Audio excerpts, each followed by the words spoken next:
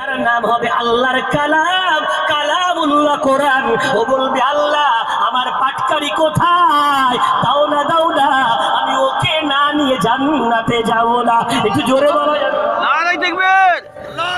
এই কোরআন আপনার জন্য শাফাতকারী হবে। আল্লাহ কথা দিয়েছে, ভালো কাজ কিছু পাঠিয়ে দাও, আমি আল্লাহ সুন্দর করে রিটার্ন করব।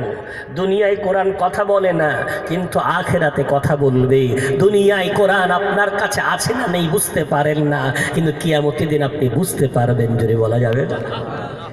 আল্লাহ ঠিক বললেন না ভুল বললেন? আল্লাহ বললেন ভালো কাজ পাঠাও, আমি আল্লাহ কথা দিচ্ছি উত্তম আকারে তোমার কাছে ফিরিয়ে দেব।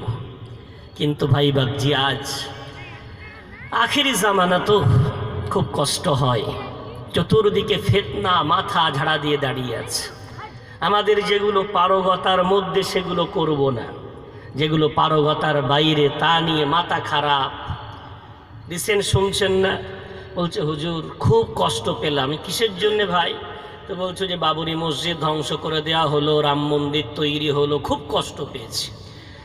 1992 সালে 6 ডিসেম্বর ধ্বংস হয়েছিল বাবরি মসজিদ, আর 2024 জানুয়ারি রাম মন্দির তৈরি হলো, কাটা ঘায়ে নুনের ছিটা দিয়েছে। তাই বলছি ভাই, জ্বালা দুই ধরনের হয়, এক হচ্ছে মুনাফিকের জ্বালা আর একটা ঈমানের জ্বালা।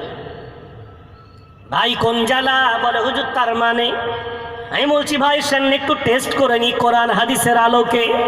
দুনিয়ায় যেমন সব মেশিন উঠে গেছে, দেহেতে কোন রোগ, আপনার দেহ সুস্থ না অসুস্থ, আপনার মধ্যে কি জীবাণু, আপনার মধ্যে কি ভাইরাস আপনার দেহে অ্যাটাক করেছে, এ সব মেশিনে যদি ধরা পড়ে, রাসূল বললেন কোরআন হাদিস রেখে গেলাম, কিয়ামত পর্যন্ত এটা কেউ পরিবর্তন করতে পারবে না। এখন আমরা বলছি আমার মনে কলিজায় ব্যথা, কিসের ব্যথা চলেন না, নেফাকের না ঈমানের ব্যথা? একটু টেস্ট করে আসি। ও ভাই কি ব্যাপার, বাবরি মসজিদ ভেঙে ফেলা হয়েছে বলে তুমি বলছো বিরাট কষ্ট। ও ভাই বলো না বাবরি মসজিদ কি তুমি ভেঙেছিলে? যেই বলেছি লাভ মেরে উঠেছে, হুজুর আমি ভেঙেছি মানে? বলতে পারলেন হুজুর আমার 14 পুরুষ সব মুসলমান হুজুর, আমার দাদা হাজি, নানা হাজি, পর দাদা হাজি, তার আব্বা হাজি। হুজুর না। খানদানের কেউ ভাঙতে গিয়েছিল? তো হুজুর না। আচ্ছা ওই কি বাবরি মসজিদটাকে আপনার দক্ষিণ মৌখালীতে? তো না, সে তো উত্তরপ্রদেশের অযোধ্যায়। তাহলে ভাই ওই মসজিদ ভাঙার জন্যে কিয়ামতের দিন আল্লাহ কি আপনাকে ধরবে? তো মাথা নিচু করে বলছে হুজুর তা তো জানি না। আমি বলছি ভাই কোরআন বলছে পারা নাম্বার 3 পৃষ্ঠা নম্বর 8, সূরার নাম সূরা বাকারা।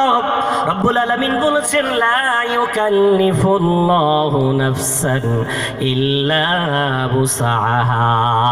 রব্বুল আলামিন এত দয়ালু, বান্দার উপরে তার পারগতার বাইরে কিছুই চাপিয়ে দেয়নি, অতটুকুই চাপিয়েছে যতটুকু বান্দার পারগতা। একটু জোরে বলা যাবে না? দ্বিতীয় পারা 7 পৃষ্ঠা সূরা বাকারা।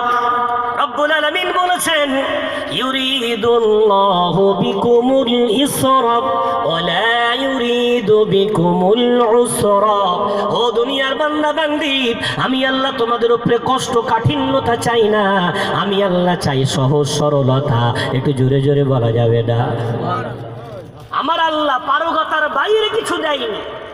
তাহলে অযোধ্যার বাবরি মসজিদ ধ্বংস হওয়ার জন্যে দক্ষিণ মৌখালী